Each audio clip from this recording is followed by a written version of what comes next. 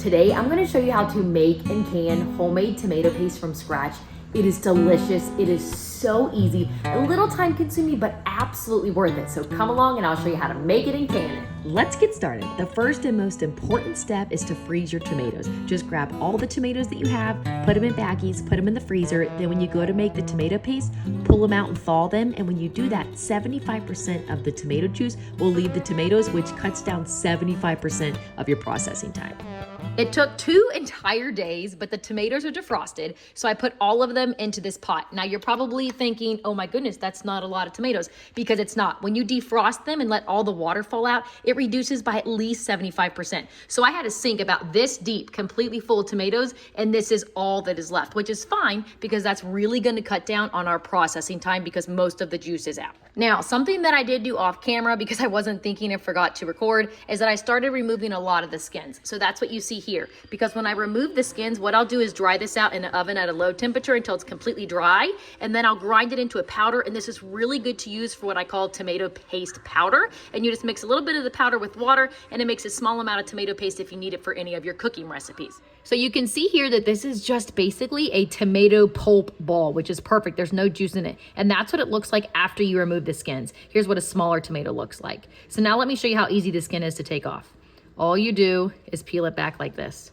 It's so easy. See that? And then I put that on my drying rack.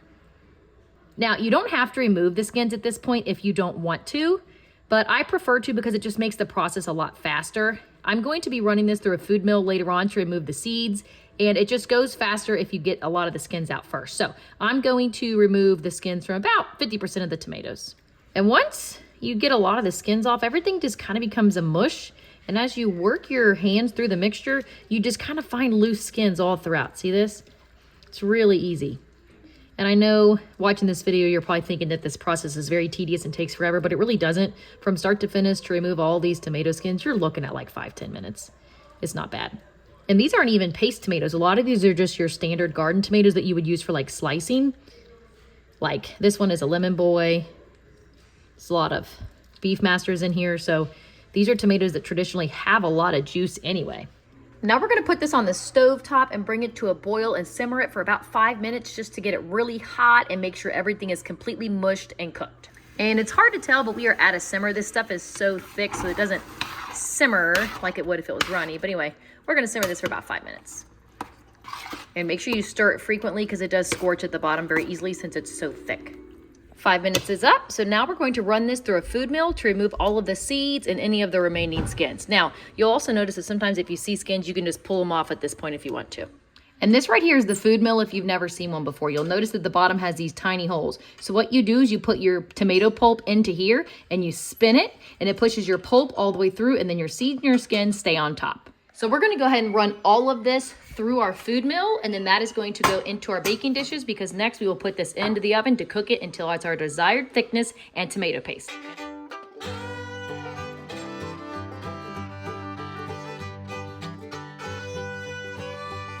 See what's underneath? That's what we're after. That is tomato sauce, really thick tomato sauce. All right, let's keep going. Okay, I ran it all through the food mill, and now you can see what we are left with is that beautiful bright red tomato sauce. It's a little bit thicker than your standard tomato sauce just because we were able to get so much of the liquid out through the freezing process. Anyway, so this is what we are left with. We have 2 pans. The thickness, I don't know, what is that, an inch? So that's what's gonna bake in the oven and turn into tomato paste. And this right here is the byproduct that we are left with. This is all of the seeds with a little bit of tomato skins left in it. And we're also gonna cook this until it's completely dry and grind it up until it's a powder.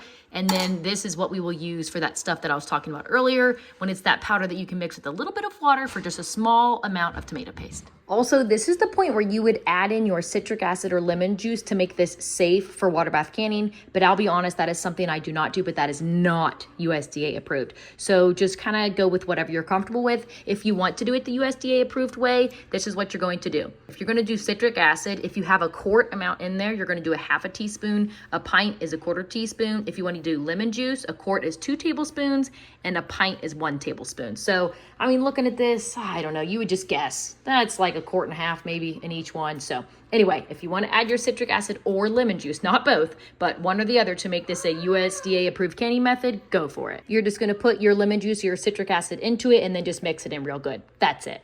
Now, the last thing before we put this into our oven is we are going to add some olive oil and some salt. Now, for every quart-ish of tomato sauce that you have, you're going to add 2 tablespoons of olive oil and 2 teaspoons of salt. So you just guess, this is not rocket science, you're just making some tomato paste. And I don't even measure it, to be honest with you. I just kind of drizzle it on top, like so, just a couple tablespoons worth. And salt. And now I'm just gonna mix that in really well.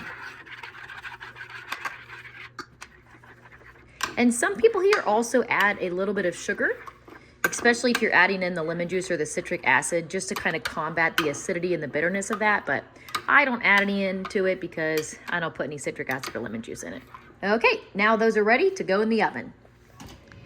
And I got these in the oven at 350, and we're gonna bake these for anywhere from 1 to 4 hours, depending on how juicy your tomato sauce is. Ours is pretty thick, so it won't take us too long, but if you're using fresh tomatoes and it's really runny, it could take you 4 or more hours. So anyway, we're just gonna check on it every 30 minutes and give it a good stir. That way it's evenly distributed and nothing in it is getting crunchy. But we really need it to thicken up to that tomato paste consistency.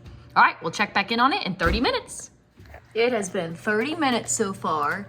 You can see that we are starting to bubble, so I'm gonna mix it and keep baking. It's been another 30 minutes, so an hour total, and it's getting even thicker. Let's mix it again and keep cooking. It's been another 30 minutes, and wow, it's thickening up a lot. Let's stir it again and check it in just a little bit. It's been another 30 minutes, let's check it. Oh yeah, I think we are done. Look at how dark and deep red that is, and that looks thick. Let's test it. Yep.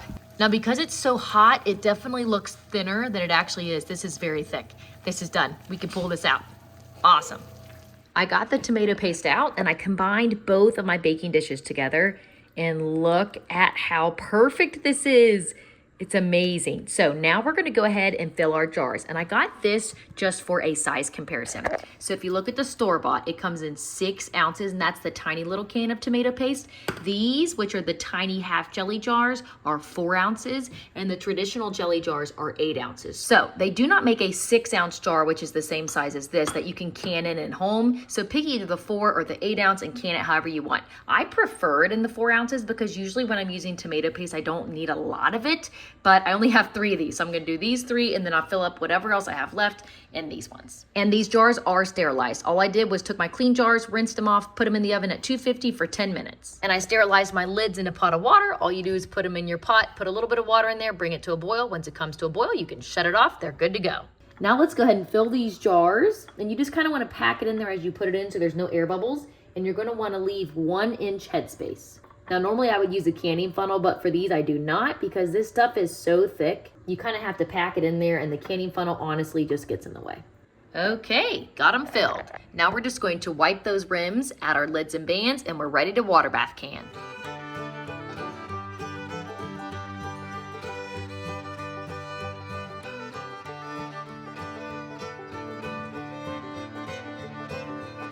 We got them all loaded in. Now just make sure your water comes back to a boil before you start your timer. We're gonna water bath can these small jars for 15 minutes.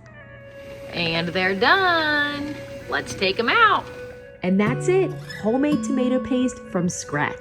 It's delicious, it's easy, and it's so much better than the stuff from the store. And just for reference, this is what it looks like the next day. You can see when I turn the jar upside down, it's so thick and pasty on the inside that even when I shake it, it doesn't fall.